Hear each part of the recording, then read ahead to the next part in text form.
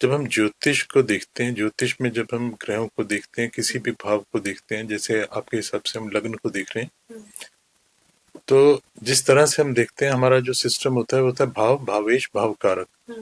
मतलब भाव क्या है, भाव को जब हम देखेंगे तो ये देखेंगे कि वहां पे अगर कोई राशि है, लेट्स से वहां पे जो है वो कर्क राशि है, तो व्यक्ति के ऊपर कर्क राशि का प्रभाव होगा, कर्क के ट्रेड्स का उसके ऊपर प्रभाव होगा। फिर हमें ये भी देखना होगा कि चंद्र कहाँ जा रहा है, क्योंकि उसका स्वामी जो है वो तो चंद्र है। तो भाव, भावेश, भाव कारक। तो भाव जो है वो तो हमारा कर्क है, ये भी देखना होगा कि उसका स्वामी कहाँ जा रहा है, उसका कारक कहाँ जा रहा है। उस जो पहला भाव है इसका कारक जो है वो एक तो जो है वो मंगल होता है, दूसरा सूर्य होता है। तो ये दोनों कहाँ जा रहे हैं ये हमें देखना पड़ेगा। और दूसरा इसके बाद फिर वहां जैसे हमने बोला भाव, तो भाव में हम ये देखेंगे कि जो है वो राशि कौन सी है, उसका स्वभाव आएगा उसमें। फिर उसमें जो जो प्लैनेट्स बैठे हैं वो सब ऐड ऑन करते जाएंगे उसकी पर्सनैलिटी में। मान लीजिए यहीं पे जो है वो राहु भी है, तो राहु उसकी जो प्रकृति है उसे क्रूर कर देगा। राहु जो है व्यक्ति को की महत्वाकांक्षा को एक्सेसिवली बढ़ा देगा। तो ये सब चीजें जो है ये उस भाव में जो जो आएगा वैसा वैसा लेकर आएगा वो। जैसे कंपनी है उसमें 10 शेयर होल्डर आएंगे, वो अपनी जो जो सोच है सब लेकर आएंगे ना, इसी तरह यहाँ भी जो प्लैनेट्स आएंगे ये अपने अपने ट्रेड्स लेकर आएंगे। लेकिन डिफाइन किसको करेंगे, जो राशि में बैठे हैं वो। जैसे आप रेस्टोरेंट में बैठे हैं तो अलग तरह से व्यवहार करेंगे ना, आप अपने ऑफिस में बैठे हैं अलग तरह से व्यवहार करेंगे, आप सोने की तैयारी कर रहे हैं अलग तरह से व्यवहार करेंगे। तो वो जो डिफाइन होगा वो इस चीज से डिफाइन होगा कि आप बैठे कहाँ हैं। तो यहाँ पे आप कर्क राशि में बैठे हैं तो उससे वो चीजें बेसिकली डिफाइन होती चली जाएंगी। बेसिकली अगर मैं इसको थोड़ा सा सिंप्लीफाई तरीके से समझूं तो वो ये है कि अगर जो हमने एग्जांपल लिया कर्क राशि में ग्रह बैठे हैं, तो कर्क राशि की ही चीज़ों में वो ज़्यादा अपना इम्पैक्ट रखेंगे, कर्क राशि बेसिक रहेगी और उसको वो लोग डिफाइन करेंगे अपने ट्रेड्स के साथ, अपने अपने अलग अलग ट्रेड्स के हिसाब से। फिर से देखना पड़ेगा कि वो जो है वो लग्न के मित्र हैं या लग्न के शत्रु हैं। तो ऐसे बहुत सारी चीजें देखनी पड़ती हैं। जो ज्योतिष है उसमें एक ग्रह जो है उसके अप्रोक्सीमेटली 50 ट्रेड्स होते हैं, उसके 50 तरह के उसके डेफिनेशंस होते हैं। तो उन सभी को स्टडी करके ही ज्योतिष कर पाएंगे, वरना तो बहुत ही जनरलाइज्ड चीज बन जाएगी। क्योंकि पंकज जी ये मैंने आपसे सवाल इसलिए पूछा कि अभी बहुत सारा हम मार्केट में देखते हैं जो नॉलेज जिस तरह की आ रही है, और हमारी ये कोशिश है कि हम उस पर थोड़ा सा अगर अपनी तरफ से ऐड ऑन कर सके या ब्रेक कर सके, क्लैरिटी दे सके हमारे दर्शकों को, बिल्कुल, तो वो बिल्कुल, बिल्कुल हम देनी यहाँ पे चाहिए। चाहते हैं और इसीलिए हम आप लोगों से सहायता लेते हैं ताकि ये ज्ञानवर्धक पॉडकास्ट करते हैं। एक चीज़ जो मैं अभी इसमें पूछना चाहती हूँ वो ये, जैसे बहुत बार हम ये सुनते हैं कि आप अपना वीनस स्ट्रॉन्ग कर लीजिए तो आपकी लाइफ में लग्जरीज आ जाएंगी। आपको अगर अपना कम्युनिकेशन अच्छा करना है तो आप गाय को चारा खिला दीजिए, या आप अपने मरकरी को अच्छा कर लीजिए, है ना। अब ये इस तरह की कुछ कुछ रेमेडीज़ हैं जो अलग अलग तरह से चलती रहती है कि राहु को ठीक करना है तो आप ऐसे कर लीजिए, आप अपने वॉशरूम को क्लीन रख लीजिए, ब्लू रंग में ये कर लीजिए।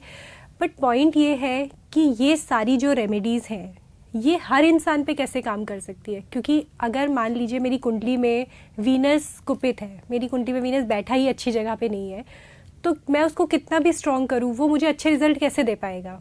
या फिर अगर मरकरी है, मेरा बुध अगर अस्त है, तो क्या ये रेमेडीज़ जेनरिक कर लेने से मेरा बुध सही हो जाएगा? ये क्या है ये कॉन्सेप्ट? देखिए ये ना एक बड़ा अजीब कॉन्सेप्ट मार्केट में है जो कि समझ से बाहर है। देखिए कोई भी जो व्यक्ति है, आप हूँ, मैं हूँ, एक्स है, वाई है, उसके ऊपर 9 के 9 ग्रह हर समय प्रभाव दे रहे हैं और हर का प्रभाव अलग अलग है, अलग अलग समय पे अलग अलग प्रभाव है, अलग अलग जीवन के हिस्से में अलग अलग प्रभाव है।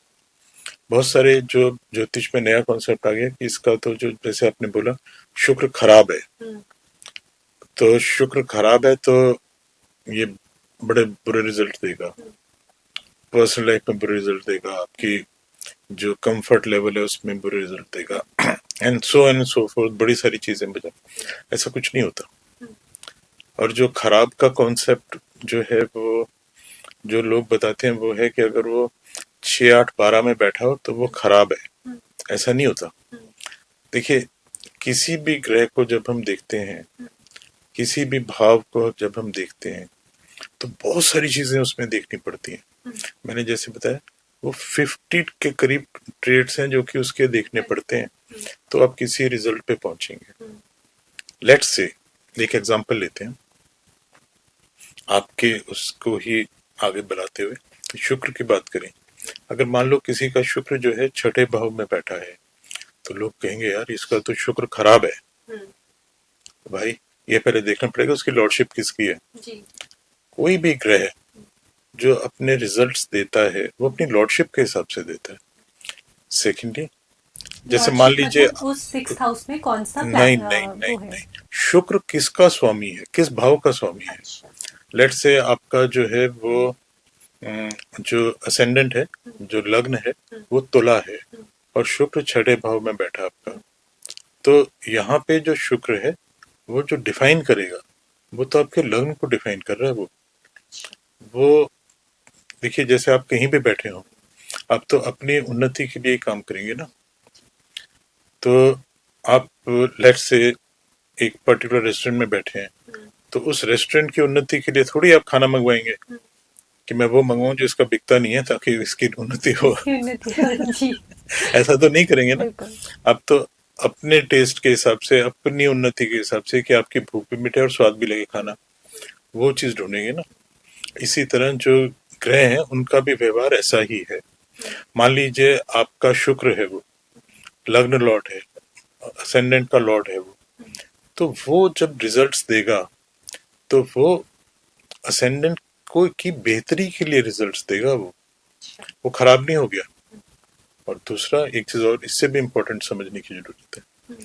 जो 6ठा भाव है वो जो है वो दशम भाव से नवम भाव है, तो ये दशम भाव का पिलर है। जो पंचम और नवम होता है वो पिलर्स होते हैं। अगर किसी व्यक्ति की का जो है 6ठा भाव बहुत स्ट्रांग है, तो डेफिनेटली वो व्यक्ति प्रोफेशन में बहुत एक्सेल करेगा, क्योंकि जो 6ठा भाव है वो आपको देता है एक्सीलेंस इन वर्क। 6ठा भाव आपको देता है ability to beat your competitor whomsoever they may be।